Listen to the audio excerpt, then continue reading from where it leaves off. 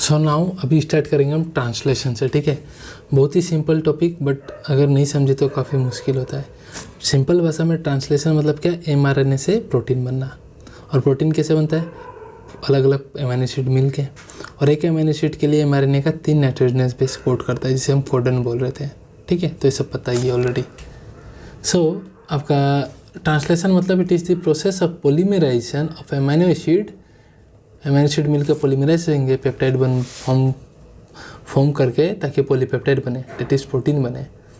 And it occurs in cytoplasm. Transcription eukaryotics का case में nucleus में होता है, और प्रोकैरियोटिक्स में वो तो साइटोप्लाज्म में होता है। बट ट्रांसलेशन चाहे प्रोकैरियोट हो या यूकैरियोट हो, साइटोप्लाज्म में ही होगा। ठीक है, सबसे इंपॉर्टेंट इसके लिए फैक्टर है तो वो है राइबोसोम।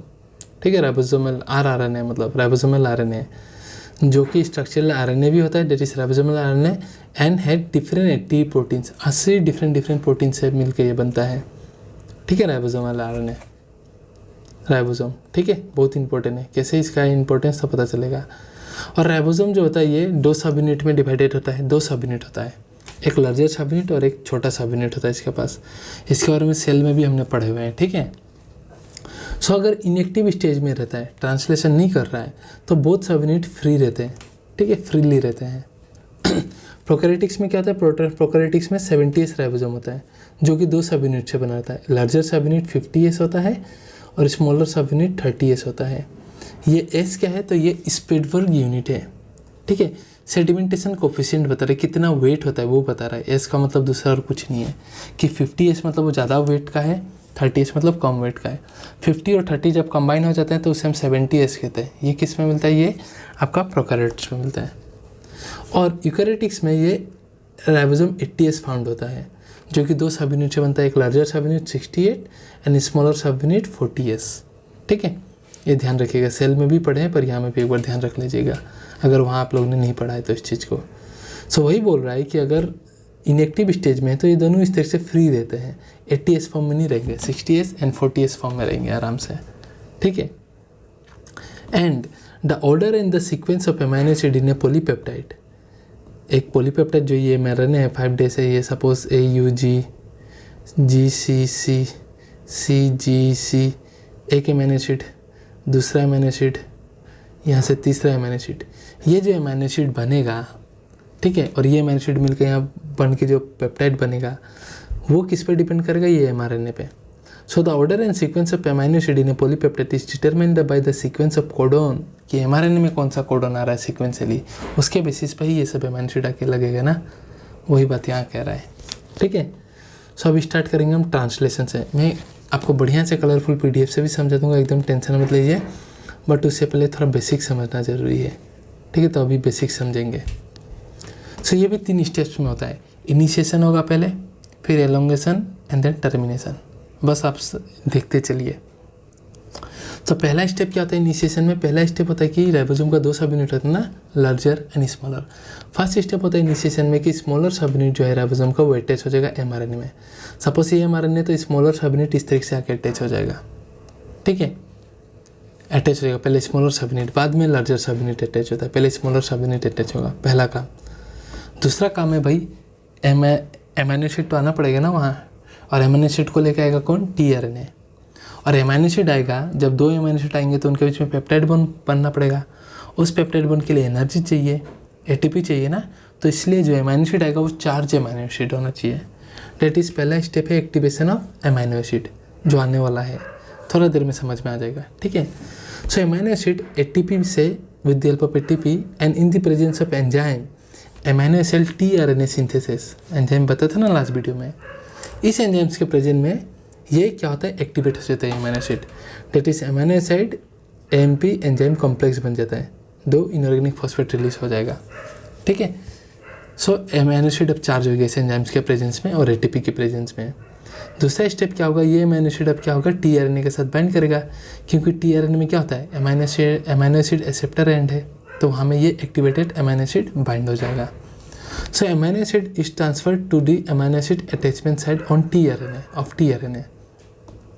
सो ये जो एक्टिवेटेड एमिनो एसिड था, amino acid AMP enzyme complex, ये tRNA के साथ बाइंड करके ये एक्टिवेटेड एमिनो एसिड tRNA के साथ बाइंड कर दिया। ये अमीनो एसिड टीआरएनए सिंथेसिस वापस रिलीज हो गया, एएमपी भी रिलीज हो गया। ये एंजाइम रिलीज हो गया ताकि दूसरा अमीनो एसिड को एक्टिवेट करके फिर टीआरएनए में इस तरीके से बाइंड करवा दे। और जब ये टीआरएनए में बाइंड हो गया तो इसे हम कहते हैं चार्जिंग ऑफ टीआरएनए। अब टीआरएनए में चार्ज अमीनो एसिड आ चुका है, एक्टिवेट अमीनो एसिड आ चुका है, या फिर इस स्टेप को हम अमीनो एसिलेशन ऑफ टीआरएनए भी कहते हैं। ठीक है, ये हो गया इनिशिएशन का ही काम है, अभी तो इनिशिएशन स्टार्ट ही नहीं हुआ है। ठीक है, नेक्स्ट स्टेप होता है आपका binding of the larger subunit of ribosome. ये mRNA 5 days to 3 days। सो पहले आपका स्मॉलर सबयूनिट बाइंड किया स्टार्ट कोडन में, बाद में आपका लार्जर सबयूनिट बाइंड करेगा इस तरीके से। ठीक है, और स्टार्ट कोडन क्या है, AUG होता है मेथियोनिन। ठीक है, और प्रोकैरियोटिक्स में वो क्या होता है, फॉर्माइल मेथियोनिन होता है, याद रखिएगा। पहला यूकैरियोटिक्स में पहला अमीनो एसिड मेथियोनिन होता है, प्रोकैरियोटिक्स में फर्स्ट अमीनो एसिड जो आएगा AUG से उसे हम फॉर्माइल मेथियोनिन कहते हैं, फॉर्माइल मेथियोनिन, ध्यान रखिएगा। ठीक है, सो लार्जर सबयूनिट जैसे ही बाइंड किया तो अमीनो एसिड में आपका राइबोसोम में 3 साइड बन जाता है।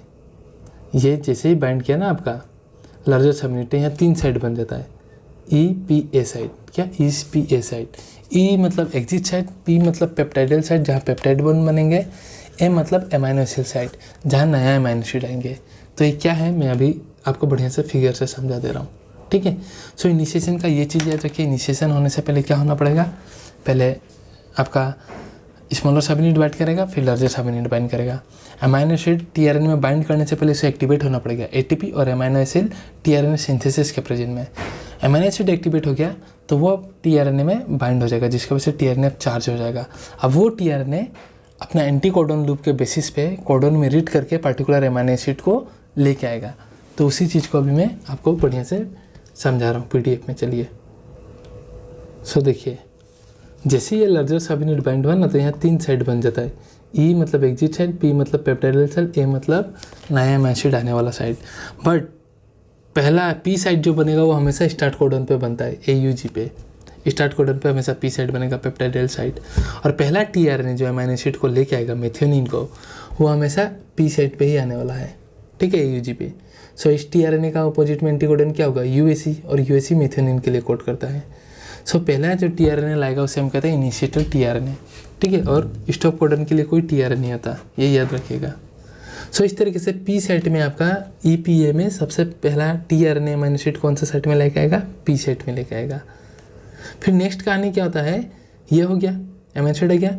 नेक्स्ट आपका टीआरएनए जो है अमीनो एसिड A साइट में लेके आएगा, कौन सा साइट में, A साइट में लेके आएगा। बता रहा हूँ मैं अभी, ठीक है, रुकिए। सो अब फिगर से आप समझते चलिए, 3 साइड बन गया EPA साइड। तो पहला टीआरएनए P कहाँ बनेगा, आपका स्टार्ट कोडन में बनेगा। सो टीआरएनए स्टार्टिंग वाला अमीनो एसिड मेथियोनिन लेके कहाँ आएगा, टीआरएनए पहला टीआरएनए आपका P साइट में आएगा।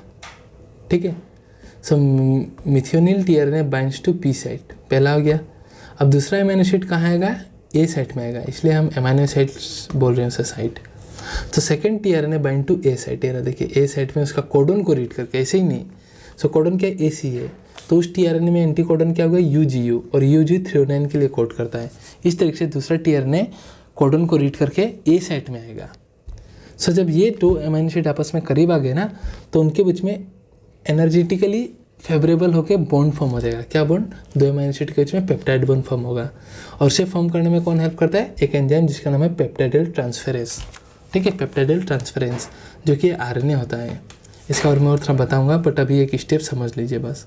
ठीक है, तो पहला टीआरएनए अमीनो एसिड लेकर आया P साइट में, दूसरा लेकर आया A साइट में। दोनों का बीच में एक एंजाइम है RNA जो एंजाइम की तरह एक्ट करता है।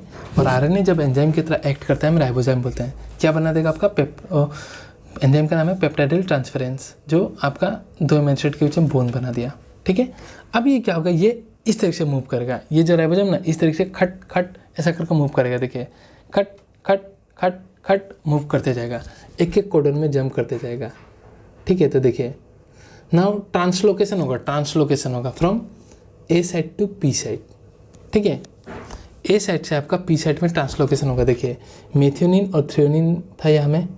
सो अब क्या करेगा, जब ये दो के बीच में बॉन्ड फॉर्म हो गया ना तो वो टीआरएनए जो है उस अमीनो एसिड को छोड़ के, क्योंकि उनके बीच में बॉन्ड फॉर्म हो गया, ये खुद E साइड मतलब एग्जिट साइड सो के निकल जाएगा ताकि दूसरा अमीनो एसिड को लेके आइए। ठीक है, ये इधर ई साइड में एग्जिट होकर निकल जाएगा। और देखिए ये दो के बीच में बॉन्ड फॉर्म हो गया और ये खट करके मूव कर दिया एक स्टेप, राइबोसोम जो है एक स्टेप मूव कर दिया। ठीक है, सो पी साइड में अभी आपका दूसरा कोडन पी साइड में आ गया, कोडन ए वाले में अब आपका नया कोडन आ गया। सो नेक्स्ट अमाइनो एसिड आपका टीआरएनए अमाइनो एसिड कहाँ लेकर आएगा, ए साइड में आएगा। और ऑलरेडी आपका मेथिओनिन और थ्रेओनिन का बीच में बॉन्ड बना हुआ है और नेक्स्ट टीआरएनए अमाइनो एसिड को लेकर कहाँ आ गया, ए साइड में आ गया। ठीक है, तो ए साइड में आने के बाद तो थ्रेओनिन और ये हिस्टिडीन लेके आए तो इनके बीच में भी आपका बॉन्ड बन जाएगा, सेम वही पेप्टाइडल ट्रांसफरेंस बॉन्ड बना देगा। और इस तरीके से ये फिर एक स्टेप मूव कर गए हमें, ट्रांसलोकेशन होगा फिर से, ये इस तरीके से फिर से ट्रांसलोकेशन होगा। और ये जो आपका टीआरएनए है ये भी ई साइड से जाके एग्जिट हो जाएगा। अब 3 बॉन्ड बने हुए हैं। फिर नेक्स्ट अमाइनो एसिड ये जब यहाँ आ जाएगा तो ए साइड नेक्स्ट यहाँ आ जाएगा तो फिर से नेक्स्ट टीआरएनए लेके आएगा, फिर बॉन्ड बनेगा और फिर वो टीआरएनए ई साइड से होकर निकल जाएगा। इस तरीके से ये सिलसिला ट्रांसलोकेशन चलते रहेगा। कब, जब तक आपका ए साइड में आपका स्टॉप कोडन नहीं आ जाता, ये खट खट खट खट आता है, ये ए साइड में आपका ये स्टॉप कोडन नहीं आ जाता, तब तक ये ट्रांसलोकेशन चलते रहेगा। ठीक है, सो देखिए, सो इस तरीके से ये ट्रांसलोकेशन चलते जा रहा है। देखिए दुनिया भर का अमीनो एसिड आते गया, बॉन्ड बनते गया। ठीक है, उनके बीच में बॉन्ड आपका आराम से बनते गया दुनिया भर का। अब जैसे ये ए वाला अमीनो एसिड लास्ट नेक्स्ट क्या है, UAA। ठीक है, यहाँ तक तो आ गया, तो यहाँ तक देखिए आराम से चलते जा रहा है, कोई इश्यू नहीं है। सो जैसे ये ए वाला साइड आपका देखिए UAA मतलब उल्लू आया या स्टॉप कोडन में आ गया, ए वाला साइड देखिए, तो स्टॉप कोडन के लिए कोई टीआरएनए नहीं है, तो अब कोई टीआरएनए नहीं वाला। इंस्टेड अब एक रिलीज फैक्टर यहाँ बाइंड करेगा, क्या, रिलीज फैक्टर। और वो रिलीज फैक्टर सारा चीज़ को रिलीज़ कर देगा। क्या को रिलीज़ कर देगा, ये जो टीआरएनए है ये तो ई एग्जिट साइड से होकर बाहर निकल ही जाएगा। ठीक है, बाकी ये जो आपका पॉलीपेप्टाइड है ये भी रिलीज़ हो जाएगा, स्मॉलर सब यूनिट ऑफ आरएनए ये भी रिलीज़ हो जाएगा, लार्जर सब यूनिट ऑफ आरएनए वो भी रिलीज़ हो जाएगा ये रिलीज फैक्टर के बाद। देखिए इस तरीके से जैसे ही ए साइड में आपका स्टॉप कोडन आया तो वहाँ रिलीजिंग फैक्टर बाइंड करता है और सबको डिसोशिएट कर देगा। ये आपका पॉलीपेप्टाइड चला गया, देखिए प्रोटीन बन जाएगा, वो बन ही गया प्रोटीन।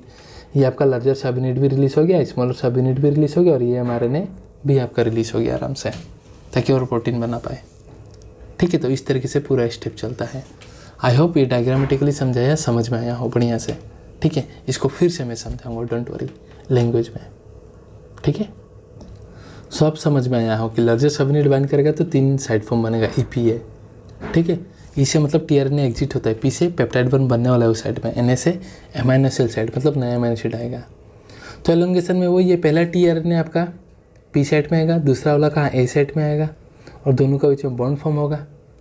फिर से एक एक स्टेप करके मूव करते जाएंगे जब तक ए साइड में आपका क्या ना आ जाए, स्टॉप कोडन ना आ जाए। तो देखिए, so occurs elongation occurs when the second charge tRNA binds to A site when 2 charged tRNA are brought in close contact। जब तो close contact में आ गए then peptide bond is energetic favor energetically बनेगा और उसको बनाने में कौन सा हेल्प करेगा एंजाइम, पेप्टाइडल ट्रांसफेरेज। और ये आरएनए है, आरएनए जब एंजाइम की तरह काम करता है हम क्या बोलते हैं, राइबोसोम। ठीक है, तो इस बॉन्ड फॉर्मेशन में पेप्टाइडल ट्रांसफेरेज हेल्प करेगा। सो कौन सा आरएनए है, तो याद रखिएगा प्रोकैरियोट्स में ये 23S आरआरएनए है, आरआरएनए ही है बट कौन सा आरएनए, 23S। और यूकैरियोटिक्स में कौन है, यूकैरियोटिक्स देखो हम बड़े हैं, हमारा कॉम्प्लेक्स है तो बड़ा वाला चीज़ होगा, ऐसा याद रखना। सो यूकैरियोटिक्स में पेप्टाइडल ट्रांसफरेंस कौन सा है, 28S आरआरएनए। ठीक है, प्रोकैरियोटिक्स में 23S आरआरएनए और यूकैरियोटिक्स में इसका नाम क्या है, 28S आरआरएनए। ठीक है, उसका ट्रांसलोकेशन होता जाएगा, खट खट मूव करते जाएगा हर कोडन में। So moving of ribosome on mRNA from one codon to the another, उसे ही हम कहते हैं ट्रांसलोकेशन। और ये कब तक कंटिन्यू होगा, कंटिन्यू टिल एट ए साइड स्टॉप कोडन अपीयर्स। जब तक ए साइड में स्टॉप कोडन नहीं आ जाता तब तक ये खट खट खट ट्रांसलोकेशन आपका चलते ही रहेगा। ठीक है, and the amino acid are added one after the other leading to the polypeptide sequence बन जाएगा। डिक्टेटेड बाय डीएनए, डिक्टेट कौन किया था भाई, एमआरएनए बना था डीएनए से ही ना, तो डिक्टेट किया भाई डीएनए और रिप्रेजेंट कौन कर रहा है, एमआरएनए से रिप्रेजेंट होकर बन रहा है। कब तक बनेगा, till stop codon appears on A side. ठीक है, now when stop codon A side में आ जाएगा so no tRNA attaches to this, क्योंकि स्टॉप कोडन के लिए कोई टीआरएनए नहीं है। तो अब क्या होगा, इंस्टेड अब एक रिलीजिंग फैक्टर जाकर बाइंड करेगा इस साइड में और ये टर्मिनेट कर देगा ट्रांसलेशन को एंड डिसोसिएशन करवा देगा पॉलीपेप्टाइड चेन को, एमआरएनए को, राइबोसोमल यूनिट को, स्मॉलर भी अलग, लार्जर भी अलग। ठीक है, सो ये हो गया आपका चीज़। आई होप ट्रांसलेशन बहुत अच्छे से क्लियर हुआ है। ठीक है, सो कुछ एक समरी है वो देख लेते हैं, समरी देख लेते हैं ट्रांसलेशन का, थोड़ा सा देख लीजिए बस। सो इनिशिएशन में पहले एमिनो एसिड को एक्टिवेट करने के लिए हमको एक एटीपी चाहिए होता है, ध्यान रखिएगा। ठीक है, फिर चार्जिंग ऑफ टीआरएनए, यहाँ तो कोई एटीपी नहीं था। फिर चेन इनिशिएशन में क्या होगा, एमआरएनए राइबोसोम कॉम्प्लेक्स बनेगा, पहले स्मॉलर सब यूनिट बाइंड करेगा, फिर से चार्ज टीआरएनए पी और ए साइड में आएगा जब लार्जर सब यूनिट अटैच करेगा। सो याद रखिएगा जब भी आपका टीआरएनए आता है पी या ए साइड में तो एक जीटीपी इस्तेमाल होता है, कितना, एक जीटीपी, इसको ध्यान रखिएगा। जब भी टीआरएनए आपका लार्जर सब यूनिट में आता है या तो पी या तो एक साइड में, एक अमीनो एसिड के लिए एक जीटीपी यूज़ होता है, ध्यान रखिएगा।